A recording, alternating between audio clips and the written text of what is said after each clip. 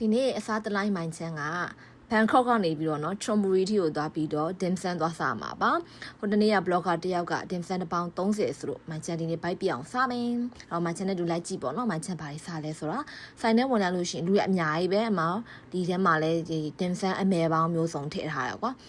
ခါမှမရင်ဘူးတဲ့ဒီဇိုင်းမျိုးတွေပေါ့နော်အဲ့မျိုးပုံစံမျိုးစုံနဲ့တွေ့ရတယ်ဆိုတော့အကုန်လုံးကမြင်နေတဲ့အကုန်လုံးကယူခြင်းရာစားခြင်းစရာကြီးပဲကွာဒါတော့မိုင်းချမ်းအဖြစ်မနေစားရဲပေါ့နော်ဒီပစုံထုတ်လေးပေါ့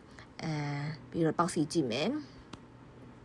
ပေါက်စီလေးတွေစားခြင်းကြလေးပါဘာယူရမလဲစဉ်းစားလာအောင်ပဲပေါ့နော်ဒါလေးအနေအောင်လေးဘာလေးလည်းမသိဘူးမြန်မာချင်းအနာမစားခဲ့ဘူးဟိုစားသုံးသူတွေလည်းလက်မလဲဘူးကွာသူတို့လည်းထည့်ရလက်မလဲဘူးပေါ့နော်ဒါတွေကတို့ detox water တွေ free ပေးထားတာပေါ့နော်ဒါကတော့အချင်းယူရမယ့်နေရာတွေပါကိုကြက်တာရွေးပြီးလို့ရှင် counter မှာကိုစပွဲနံပါတ်နဲ့သွားရှင်းမယ်သူတို့ကနှွေးပြီးရင်စပွဲကိုလာပို့ပေးတယ်ပေါ့နော်အဲ့တော့ဒါမှချမ်းမှာထားပေါ့နေအောင်ပေါင်း16ပေါင်းလောက်မှာပါတယ်အဲ့တော့စားလို့ကောင်းပါတယ်တပေါင်း30ပြည့်တန်ပါတယ်ဒီချက်ချီတာပေါင်းကမှချမ်းတင်ဆန်ဆိုင်မဖြစ်မှာတဲ့ဟာပါအရန်ကြိုက်တယ်ဒီကဆိုင်ကိုကြိုက်တယ်ဒါလည်းမှုနဲ့ပစုံပုံများရတယ်ပေါ့နော်ဒီထရွန်ဘူရီဆိုတော့ beach pad နီးလို့လားမသိဘူးပစုံနဲ့လောက်ထားတာပုံများပါတယ်